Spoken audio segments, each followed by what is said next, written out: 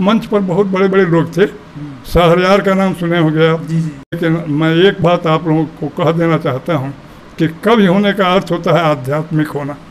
अगर आध्यात्मिक प्रेरणा नहीं है तो फिर आप कवि नहीं हो सकते, और चाहे जो हो, क्योंकि कवि तो मनुष्यता का प्रवक्ता होता है। ये बदमाश कहाँ से आए हैं, दूर करो इन बदमाशों को, बन गए हैं आला अफसर, लेते हैं केवल रिश्वत, जनमत का गला घोटते हैं, कहते हैं हम पाए जनमत। असलियत ये है कि उस विरासत का विकास भी वही लोग कर रहे हैं जो उस विरासत से, लोक विरासत से जुड़े हुए हैं।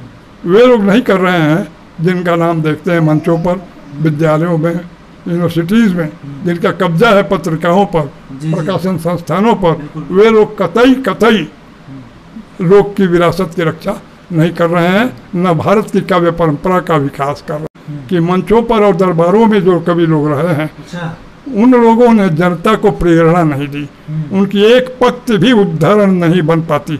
जबकि आज कबीर याद आ जाते हैं आपको, तुलसी याद आ जाते हैं आपको, सूर्य याद आ जाते हैं आपको। सार्थक साहित्य की रचना का स्रोत जनता है, जीवन है, समय है। हम आपके सामने लेके आए हैं प्रसिद्ध जनवादी कवि ध्रुवदेव मिश्र जी, जो कि पाषाण के नाम से विख्यात हैं, और आज ये किसी परिचय के मोहताज नहीं है, क्योंकि आपने अधिकतर अपना समय पश्चिम बंगाल में बिताया, वामपंथ की जड़ें वहाँ पे मजबूत हैं, तो इसलिए वहाँ के भी राजनीतिक परिप्रेक्ष्य में या फिर राष्ट्रीय राजनीति में कविताएं करना, इन सब पे भी हम लोग बात करेंगे। प्रणाम, मैं प्रणाम करता हूँ, स्वागत करता हूँ। आभारी हूँ आपके आने का, और देखिए आपकी बातों को कितना मैं समझ पाता हूँ, समझ के अनुसार बात करके आनंद आएगा मुझे भी। बहुत अच्छा है, आपको धन्यवाद आने के लिए। आपका जो ये नाम है पाषाण, थोड़ा इस पे अगर दो लाइन आप बताना चाहें तो। और इसका तो जैसा कि अभी शुरू में मैंने संकेत किया आपको, माता पिता ने ध्रुवदेव नाम रखा था। जीवन की स्थितियों में मुझे लगा कि तमाम विपरीतताओं के बीच दृढ़ता की आवश्यकता मुझे पड़ेगी, और जैसे पाषाण अटल माना जाता है वैसे ही मुझे भी करना होगा। इसके लिए मैंने पाषाण नाम अपना उपयुक्त समझा और अपनी ओर से जोड़ा, यह ध्यान रखते हुए भी कि पाषाण का मतलब केवल कठोरता नहीं होता। ये भूलने की बात नहीं है कि माँ गंगा का जन्म भी हिमालय की कोख से हुआ है, इस अर्थ में। और अब तो जब आप लोग प्यार से पाषाण कहते हैं तो मुझे ज़्यादा ही अच्छा लगता है, अनुकूल लगता है जी। अच्छा, कविता की शुरुआत आपके मन में कब से आया कि कविता करनी चाहिए?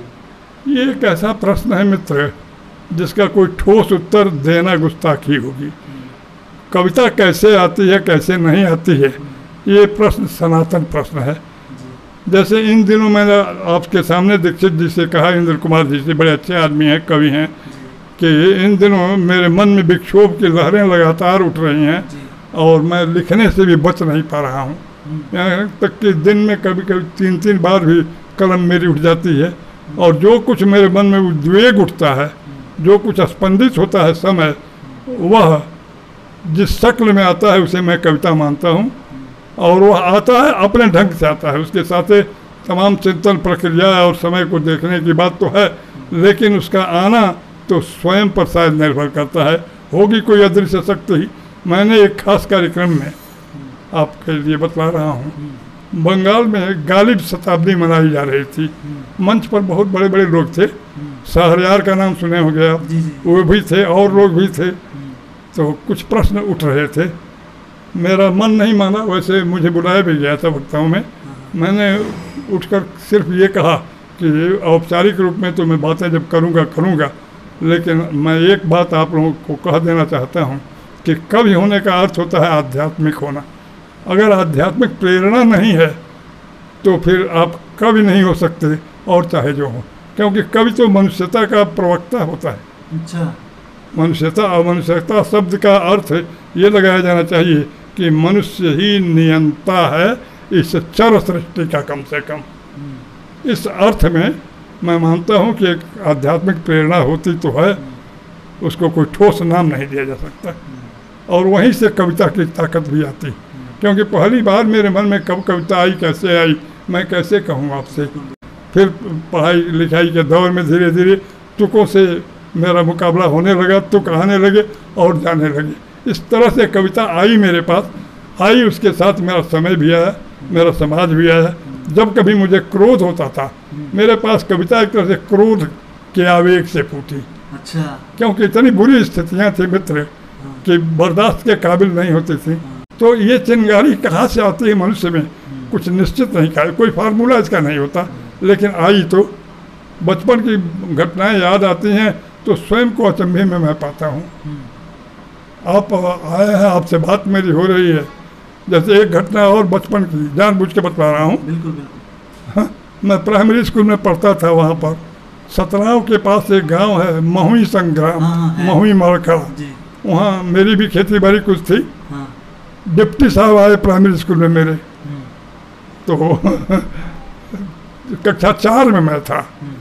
उन्होंने सवाल जवाब का सिलसिला चालू किया और मुझे भी खड़ा होना पड़ा। खड़ा किए, सुनो बच्चे बच्चे बच्चे, अच्छा ये तो मतलब इस गांव का नाम महुई संग्राम क्यों पड़ा? अच्छा। अब एक लड़के से ऐसा प्रश्न किया जा रहा है, मेरे मुंह से हठात बिना किसी तैयारी के निकला कि ऐसा है कि इस गांव में महुआ का बहुत बड़ा बागान था।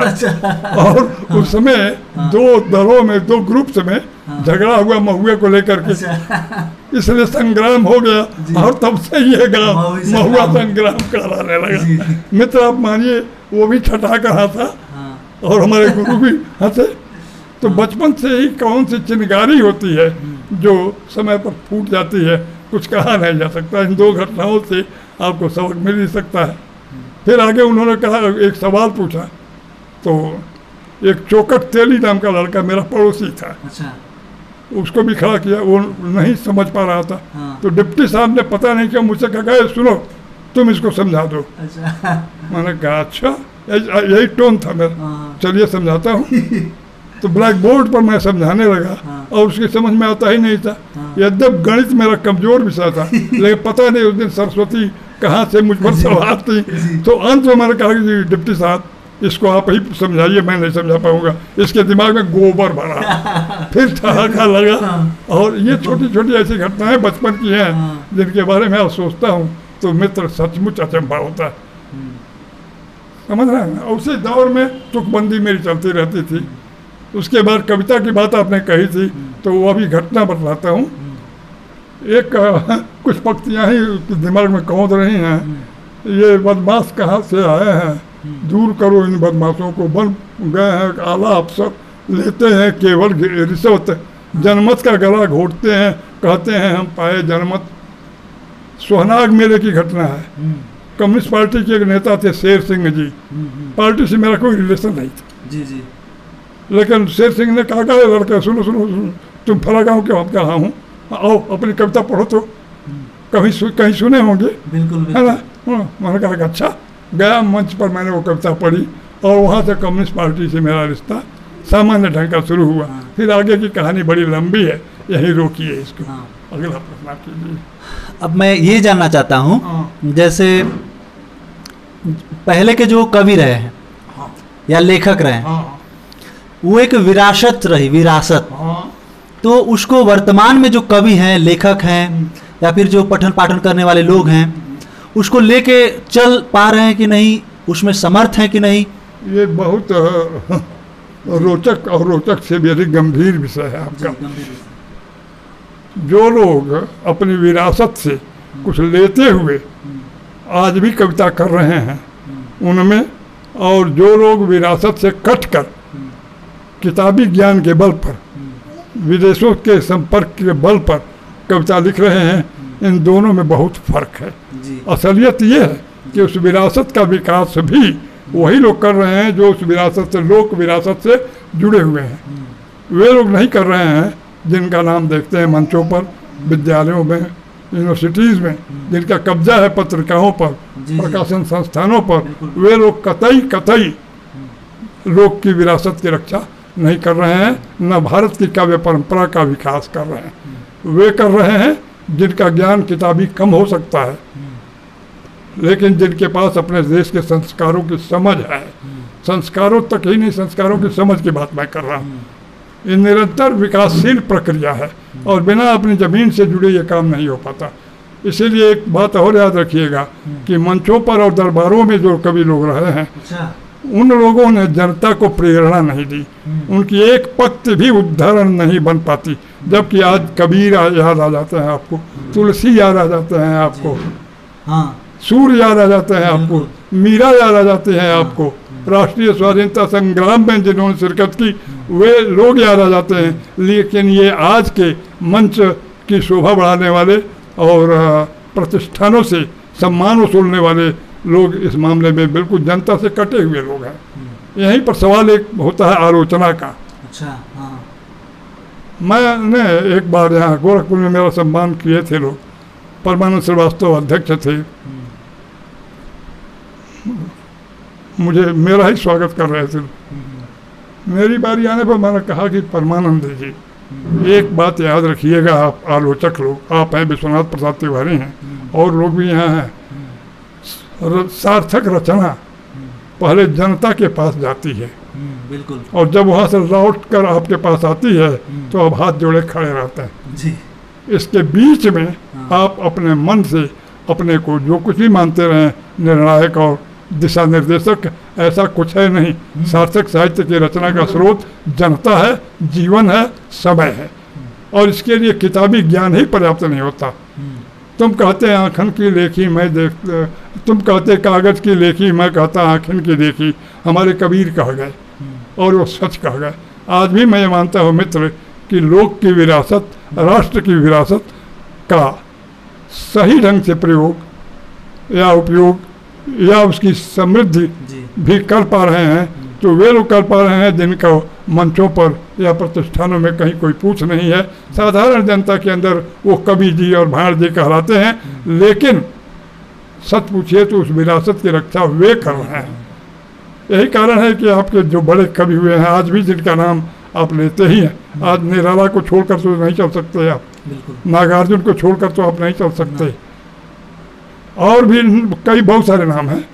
कबीर को तो 600 साल तक किसी ने पूछा तक नहीं। रामचंद्र शुक्ल जैसे बड़े विद्वान ने आप सुना होगा, कायदे से उन पर काम नहीं किया, जायसी को लोग भूलने की कोशिश किए, अमीर खुसरो को भूलने की कोशिश किए। ये कुछ नाम जो जोड़ रहा हूँ आपको इसलिए कि जो हिंदू मुसलमान का चक्कर ये लोग चला रहे हैं ये बहुत गंदा चक्कर, इस देश की सांस्कृतिक विकास विरासत के विकास में यहाँ के हर निवासी का जो यहाँ जन्म, गांधी ठीक कहते थे कि भारत में जो जन्म लिया है वो हिंदुस्तानी है, चाहे वो जो भी हो। हिंदू और मुसलमान के बंटवारे से उनको परहेज था और ये सच है। जब मैं अमीर खुसरो का नाम लेता हूँ, आप पढ़े लिखे आदमी हो, रहीम का नाम लेता हूँ आप जानते होगे, रस खान का नाम लेता हूँ, कहाँ से ये विदेशी लगते हैं भैया? तो ये लोग वे लोग हैं जो, और छोड़ दीजिए अमीर खुसरो को तो हिंदी गायब, बिल्कुल, हाँ, हिंदी का। कबीर को छोड़ दीजिए भाषा गायब, सूरदास को तो छोड़िए बात, राजरानी मीरा भी तभी हमारे बीच आई हैं जब उन्होंने कविता लिखी है। किस स्तर के लिखी है आप जानते हैं? तो राष्ट्र देखिए, आपसे बात हो रही है, पता नहीं आपको कैसा लगेगा। नहीं, ठीक है, मैं कम्युनिस्ट रहा हूँ और मुझे इस बात का गर्व है, लेकिन मैं यह भी जानता हूँ कि एक कम्युनिस्ट थे यहाँ पर रामविलास शर्मा, डॉक्टर रामविलास शर्मा, बहुत गहन गंभीरशील आदमी थे।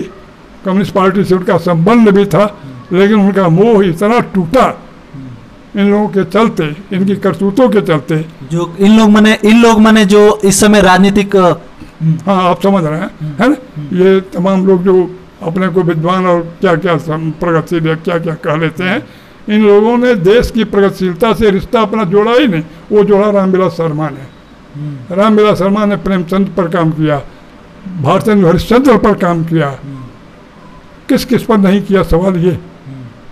उनको छोड़कर अंतिम दिनों में वे लौट रहे थे, वैदिक संस्कृति का जो अवदान आपके यहाँ है।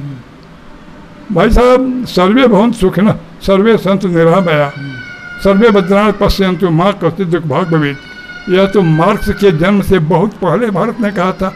बिल्कुल, आत्मौत सर्वभूतेषु, यह हमारे यहाँ के ऋषियों ने बहुत पहले कहा था। न गांधी जन्मे थे न मार्क्स जन्मे थे, और जब ये ऋषि यह कह रहे थे तब उनके नाम के साथ हिंदू विशेषण नहीं था।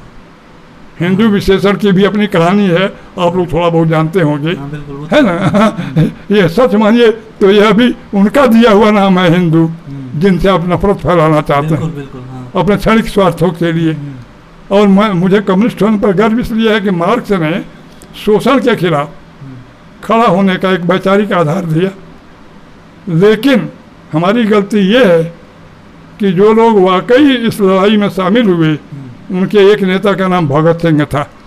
भगत सिंह को कम्युनिस्ट पार्टी अपने साथ क्यों नहीं जोड़ पाई? बहुत ब्यौरा दूँ तो दिक्कत होगी, लेकिन भगत सिंह जैसे लोगों को न जोड़ पाना, प्रेमचंद्र को ठीक से न समझ पाना, उतनी बड़ी कमी है जिस कमी के चलते आज कम्युनिस्ट आंदोलन बिखरा बिखरा है जी। ये तो भारत की जनता की उदात्तता है कि कम्युनिस्टों के झंडों के नीचे भी कई बार इस देश के भूखंड आए हैं। ये जनता की उदारता है। कम्युनिज्म की लड़ाई के नाम पर लोगों ने अपनी जानें तक दी हैं। मैं अपने बारे में ज़्यादा नहीं कहूँगा, लेकिन मैं दारुल रसन तक का यात्री हूँ। मैं जिंदा अगर बच गया हूँ तो संजोग से बच गया हूँ, और जब बच गया हूँ तो मुझे गर्व है कि मुझे रामविलास शर्मा का उत्तराधिकार भी प्राप्त है। मैं औरों का ऋणी नहीं हूँ। और आज मेरे पास गांधी हैं। आज गांधी को छोड़कर भारत नहीं, मनुष्यता नहीं जीवित रहेगी। और आप लगे हुए हैं गांधी को ही ख़त्म करने पर। आप सोचिए, थोड़ी राजनीतिक बात हो जाएगी। सरदार पटेल, जवाहरलाल नेहरू, गांधी जी के दोनों प्रिय थे, सुभाष, तीनों प्रिय थे। और सरदार पटेल किसानों के आंदोलन से डेवलप हुए आदमी थे। सब जानते हो बारदोली का आंदोलन। वे कांग्रेस के अनुशासित सिपाही थे। आज उनकी प्रतिमा ऊंची बनाने के नाम पर आप उनको जवाहरलाल से लड़ा रहे हैं। जवाहरलाल नेहरू को खत्म करने का अर्थ होता हुआ है भारत की बौद्धिक परंपरा के एक स्रोत को खत्म कर देना। गांधी जी इस बात को जानते थे, नेहरू की कमजोरियों को भी जानते थे, क्योंकि समाज का जो गठन आज़ादी के बाद हुआ उस मामले में नेहरू से उनका मतभेद था, गहरा मतभेद था। फिर भी उन्होंने उनको आने दिया और पटेल को थोड़ा सा संयमित किया। पटेल अनुशासित सिपाही की तरह कांग्रेस में रहे, जीवन पर्यंत रहे। और आज उनको लेकर आज संयोग से आपसे बात हो रही है। मैंने शुरू में ही कहा ना, विक्षोभ की लहरें उठ रही हैं। आपसे बतलाऊं, मैं बहुत धोखा दिया गया इस देश को, इस देश की साधारण जनता को। पटेल ने देश को एक किया था, बिल्कुल आप तोड़ रहे हैं। आप समझ रहे हैं, आरएसएस वगैरह की ओर मेरा इशारा है। और आप ही नहीं, कम्युनिस्ट आंदोलन ने भी देश को एक बनाए रखने के लिए कोई योगदान नहीं दिया है। 1942 की लड़ाई के साथ आरएसएस का सलूक और कम्युनिस्टों का सलूक एक रहा। पाकिस्तान बना, जो ऐतिहासिक कारण है बने बने, लेकिन सच्चाई ये है कि आप जब अपने को देशभक्त कहते हो तो मुझे दुख होता है, आश्चर्य भी होता है। पटेल की ऊंची प्रतिमा करने के पीछे आप पटेल के आदर्शों की बात नहीं, नेहरू का प्रतिद्वंद्वी खड़ा करना चाहते हैं आप, जबकि दोनों एक दूसरे के पूरक थे। कश्मीर समस्या के बारे में मोटी बात आपको बतला दूं मित्र, कि जिस समय रिजोल्यूशन पास हुआ उसमें नेहरू उस मीटिंग में नहीं थे, पटेल थे। और पटेल ने नेहरू की बातों को आधार बनाकर कश्मीर समस्या का प्रस्ताव पेश किया। तो समस्या आज तक मौजूद है हमारे पास। जैसे आपने कहा 370 कश्मीर का जो मुद्दा है, एक छोटा सा पॉलिटिकल कमेंट, छोटा सा, तो वो आखिर किसके कारण से वो पैदा हुआ? एक लाइन में। एक मिनट मैं बता, मित्र 370 एक लाचारी में अपनाया गया रास्ता था, लेकिन वह लाचारी किस लिए थी कि राष्ट्र के निर्माण की प्रक्रिया में कोई बाधा न पड़े। जिन समस्याओं को कल पर टाला जा सकता है टाला जाए, ताकि वे समय आने पर अपना रास्ता निकाल लेगी। इसलिए कई समस्याएं एक साथ आती हैं। प्राथमिकता तो आप देते हैं ना, प्राथमिकता नेहरू के सामने देश के निर्माण की थी। आज भी मैं दावे से कह रहा हूँ कि आपका देश जहाँ भी खड़ा है उसकी औद्योगिक बुनियाद डालने वाले का नाम जवाहरलाल नेहरू है। आपके बड़े बड़े लोग भी जहाँ रोग से मुक्त होना चाहते हैं वो सब बनाए हुए जवाहरलाल नेहरू के ज़माने से हैं। आपने कोई काम किया? आपने कुछ नहीं किया। आपने ही नहीं, आपके पहले भी जो गैर कांग्रेसी लोग आए, कांग्रेस की जेल में मैं रहा हूँ। हम लोग जेल में जाते थे ना, तो बचपन में भी जेल में जाना पड़ा है मुझे। हम लोग कहते थे कि नेहरू जी की जेल में जाएंगे, नेहरू नहीं कहते थे, ये सम्मान बचा हुआ था। दूसरी ओर नेहरू हमारे साथ भी लड़ते थे हमारा भी दमन करते थे, लेकिन वो भारत के भविष्य को जानते थे। भारतीय संविधान में समाजवादी शब्द का इस्तेमाल जोड़ा गया है ना।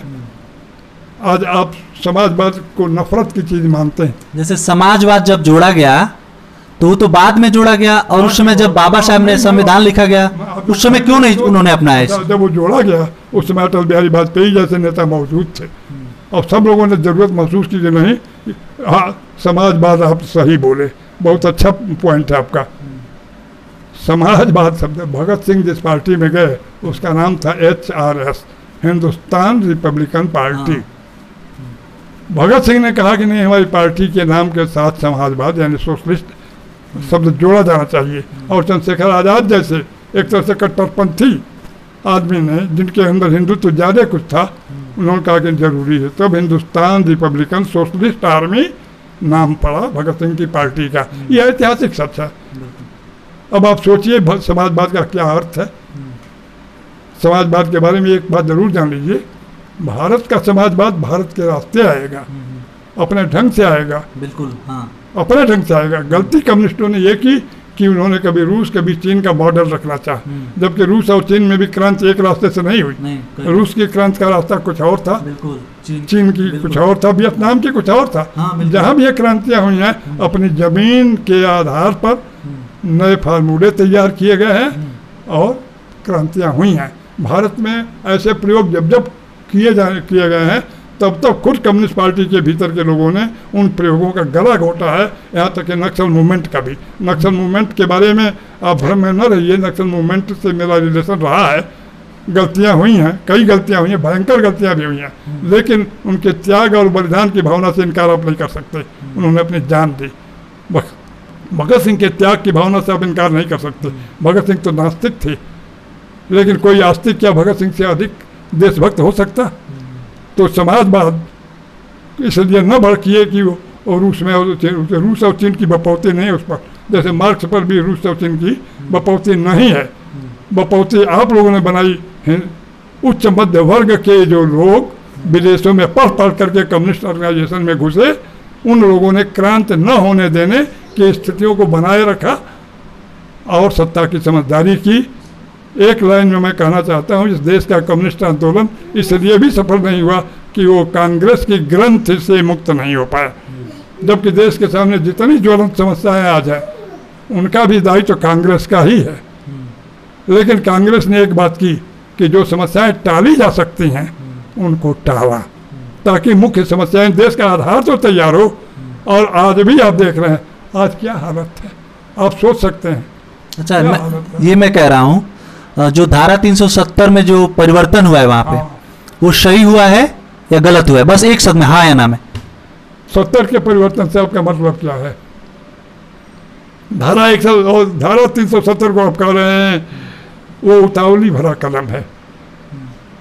और मैं आपसे कह रहा हूँ, ईश्वर मत करे कि मेरी बात सही साबित हो। ये देश इन्हीं बिंदुओं को लेकर फिर टूटने जा रहा है। मैंने जो कहा कि पटेल ने देश को जोड़ा था, दुर्भाग्य है कि मोदी जी आप देश को तोड़ने की दिशा में जा रहे हैं, और उसका एक आरंभ कश्मीर में ही आपने किया है। बंदूक के बल पर जन विक्षोभ नहीं रोका जा सकता।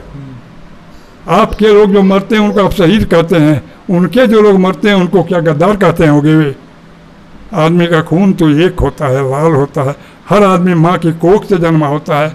और आप पर तो एक इल्ज़ाम है मेरा ये भी कि जिस राम को लेकर आप चले थे उस राम का अभी बंटवारा आप कर रहे हैं, कृष्ण का बंटवारा आप कर रहे हैं। राम और कृष्ण का बंटवारा मैंने कहा था, कम्युनिस्ट पार्टी के मंच पर कहा है, 1992 में मैंने कहा था, कई बार बातें हुई हैं। मैंने कहा कि राम और कृष्ण तो भारत की सांस हैं, इन सांसों से न जुड़ने के कारण कामरेड आप असफल हुए हैं। और इन सांसों का दुरुपयोग करने, है ना, सांप्रदायिक विघटन की ओर इनको प्रेरणा का स्रोत बनाने की कुचेष्टाओं के चलते आज बीजेपी इस देश को गहरे गड्ढे की ओर ढकेल रही है। अंधकार का एक नया युग है जिसमें हम और आप आज यहाँ बैठे हैं। अमित जी, आप मुझसे बात कर रहे हैं, मुझे बड़ा संतोष मिल रहा है कि मेरी ये बातें अगर पहुँच पाएँ लोगों तक तो एकदम पहुँचेंगे, बिल्कुल पहुँचेंगे। मैं आभारी होऊंगा आपका, मैं आपका आभारी होऊंगा मित्र, क्योंकि मैं बधा हुआ नहीं हूँ। मैं बाधा हुआ नहीं हुआ, मुझे संतोष है कि इन दिनों 80 साल में मेरे पूरे हो गए। है लड़के, 9 सितंबर को मेरा जन्मदिन है, 21वां पूरा करूँगा, 22वें में प्रवेश करूँगा। इस लंबी उम्र में बहुत भटका हूँ, बहुत चला हूँ और ईमानदारी से खटा हूँ। मुझे गर्व है कि मैं एक ईमानदार जीवन जिया हूँ। बंगाल में रहते हुए मैंने ट्यूशन वगैरह नहीं किए, है ना, वो एक दूसरी कहानी है, व्यक्तिगत हो जाएगी।